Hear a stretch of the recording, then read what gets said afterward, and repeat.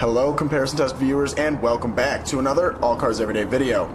I'm standing here with the 2020 Cadillac Escalade, which is GM's direct competitor to the Lincoln Navigator. I'm going to be comparing those two SUVs today to see which is the better buy.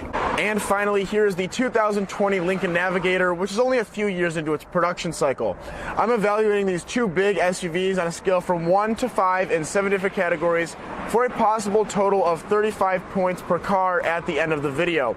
Furthermore, I'm comparing them at about the $85,000 price point, which means I'm comparing specific trims of each SUV, and I won't be adding any options or packages to those trims besides four-wheel drive to keep the comparison as fair as possible. So more specifically, I'm comparing the Lincoln Navigator Reserve L to the Cadillac Escalade ESV Luxury.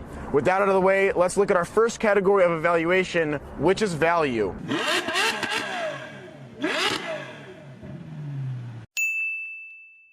The 2020 Cadillac Escalade Luxury ESV four-wheel drive has an MSRP of $86,795. That said, you can probably get one for a lot cheaper than that right now because the 2021 model just came out and dealers are looking to clear the lots. On the outside of the huge SUV are appropriately large 22-inch 7-spoke chrome wheels as well as heated, power-folding, auto-dimming side view mirrors. Both the headlights and taillights are LED units, and there is keyless open and remote start. The rear hatch opens without the use of your hands if need be, and the windshield wipers turn on when they sense rain. The two final exterior features are the rear view camera with its own washer and roof rails up top. Inside, both front captain's chairs are leather, powered 12 ways, and are heated and cooled. The driver's seat also has a 2-position memory function that adjusts the seat, powered steering column, powered pedals, and mirrors depending on who it senses is driving. The driver is further treated to a heated steering wheel. The second row seats are powered, heated bucket seats as well, but they don't have the leather that the front row does. The third row is bench seating, and it folds in 60/40 power folding sections for ease of storing items while retaining some seating. Technology in the Escalade is found in 3 primary places: the center console, the gauge cluster, and the base of the windshield.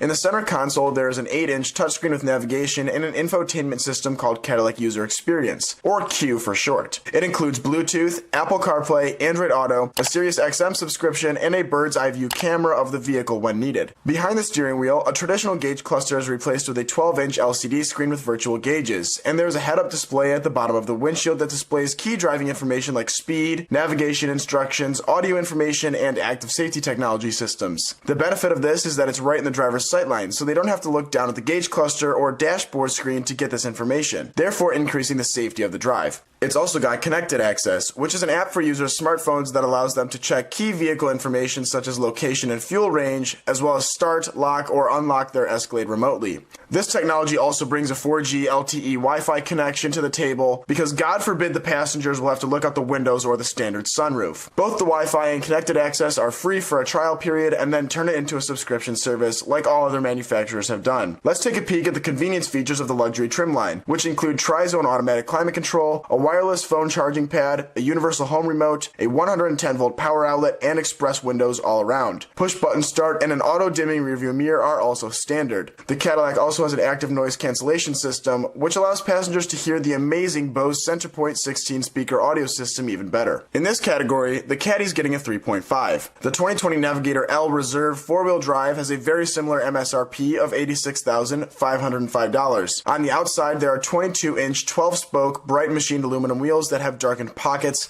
and heated power folding mirrors with a dimming feature on the driver's side. There are LED daytime running lights as well as headlights and taillights, and the car has a remote start and keyless entry like the big Caddy. Like that other truck, it also has a hands-free liftgate, rain-sensing wipers, and a rear-view camera with a washer as well. However, it also tacks on illuminated powered running boards and signature lighting that displays the Lincoln logo on the ground and lights up the door handles when it detects the key approaching the vehicle. Inside, the first 2 rows are leather, and there is a memory function for both front passengers. Both front passengers also get awesome 24-way powered seats with powered thigh extension cushions and headrests. The first 2 rows are real leather, and the second row is captain's chairs that are heated and power folding with their own console between them. The third row is a power folding 60/40 bench with power headrests. The steering column and pedals are also powered, like in the Cadillac. Technology in the Navigator revolves around Sync 3 on a 10-inch screen in the dashboard and a similar 12-inch LCD screen for the gauge cluster. Sync 3 also brings along Bluetooth, Sirius XM, Apple CarPlay, Android Auto, and voice-activated navigation. Convenience features pretty closely mimic the other SUV, with a universal garage door opener, express windows all around, Tri-Zone climate control, and Lincoln Connect, which is the app that allows control of the Navigator remotely from a phone, like the Escalade. Push-button start, an auto-dimming rearview mirror, a wireless charging pad, and a 360-degree camera are also standard. There's active noise cancellation as well, and the 14-speaker Revel sound system is as good as it gets, from a non-audiophile perspective. Places to plug in are plentiful, with a 110-volt power outlet, 4 traditional 12-volt outlets, and 6 USB ports. Two big things the Cadillac is missing are the phone as a key feature, which allows you to use your phone like it's the key to the vehicle, allowing locking, unlocking, and starting. It also has a panoramic Vista sunroof, which outdoes the standard one in the Escalade. It's getting a 4.1 for value, because beyond those two features, it also has better seats and powered running boards.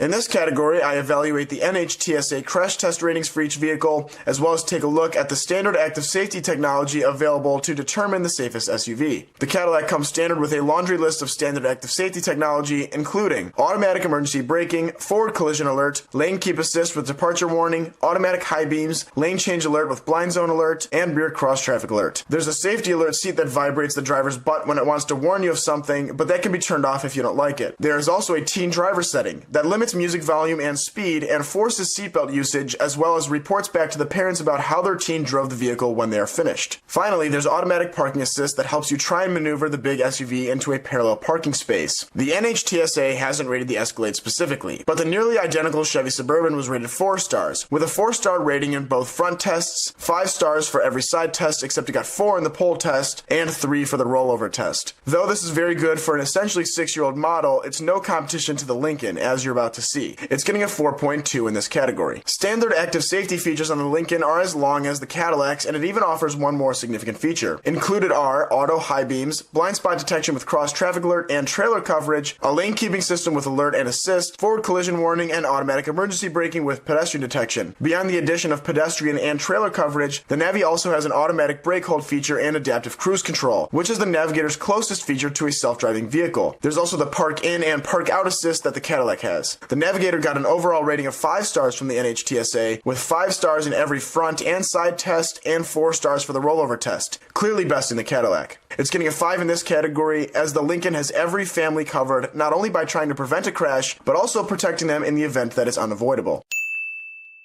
The Escalade has GM's 6.2-liter V8 standard. It makes 420 horsepower and 460 pound-feet of torque, mated to a transmission that's ironically a joint development between GM and Ford. You'll see the same one appear in the Lincoln shortly. I added the 4-wheel drive option to the truck, which aids in any and all off-road surfaces the Escalade will possibly come across. In total, the Escalade hits 60 miles per hour in 6 seconds flat, and the engine sounds great. The Lincoln, of course, uses a similar variation of the same transmission, but it features paddle shifters, whereas the Cadillac has none. It's got a 4-wheel drive system as well that I've already added to the MSRP. The engine in the Lincoln is a 3.5-liter twin-turbo V6 with 450 horsepower and a whopping 510 pound-feet of twist. Because of the better power, the Lincoln is a full half-second quicker in the drag race to 60 miles per hour, at 5.5 seconds. The Lincoln is again winning the powertrain and performance segment with a score of 5, as it's more powerful and faster. The Cadillac will get a 4.3, because the reliability of a big cam and block GM engine may prove to be better than a twin-turbo V6. The Escalade is rated at 14 miles per gallon of premium gas in the city and 21 on the highway, for 17 mpg combined. The Navigator gets 16 in the city, which is probably due to the smaller engine, but still only gets 21 on the highway for a combined 18. That's going to be a 3 for the Cadillac and a 3.2 for the Navigator. I get this statistic from Consumer Reports, which uses historical data from each model to determine a good guess as to what the new car reliability will be. They rate each vehicle on a scale from much worse than average to much better than average, with average, of course, falling in the middle. The Escalade unfortunately gets much worse than average from the organization, where the Lincoln manages at least average reliability. Since I assign a half point to each step up or down in the rankings from Consumer Reports, the Cadillac gets a 3 and the Lincoln gets a 4.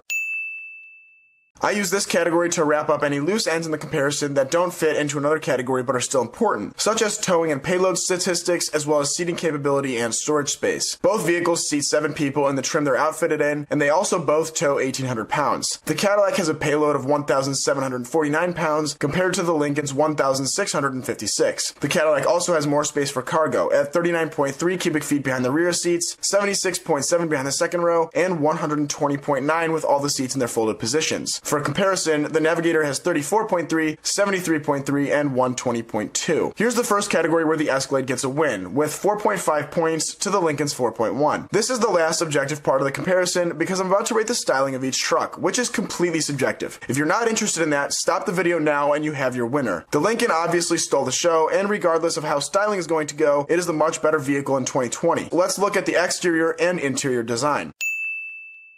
The styling of the Escalade is what I believe to be one of its strong points, and it has aged so much more gracefully than the rest of the truck. The headlights are handsome, and it still has a street presence that I think the Navigator sometimes struggles to obtain. There is more status to owning an Escalade, and that may influence how I see each SUV, and I'm willing to admit that. The front and side profile are attractive, but given current design trends and even historical Cadillac designs, I think it's a tad conservative for what a huge Luxo boat SUV could be. See the rear of the truck for what I mean. There are huge, aggressive, unmistakable LED lights at the back, and I believe these long taillights might have been the origination of a new styling mark for this nameplate. The Lincoln does the exact opposite, instead opting for long LED taillights that run the length of the rear of the SUV. Though it's aggressive and good looking, I still prefer the rear of the Escalade. The front of the Navigator is slightly better though, as I think it's bolder with its aesthetic and the grille is superior. On the interior, the Escalade isn't as impressive as the Lincoln. It's definitely a nice place to spend some time, and it's good looking enough. However, the Lincoln has pulled off a much more modern and clean looking design, as car interiors tend to be trending towards. It looks like if the Mustang Mach-E got the luxury treatment, and it's stunning. That said, lots of people prefer the column-mounted shifter of the Cadillac to the button shifter in the Lincoln. In this category, I'm going to score them both a 4.7 out of 10, as I think the Escalade wins the exterior, but the Lincoln wins the interior. Here are the final points in this comparison. The Lincoln was miles ahead of the big Cadillac 2 years in a row now. Tune in a couple months to see if it can retain its spot as the best luxury SUV against the brand new Cadillac. Until then, though, the Navigator remains champion.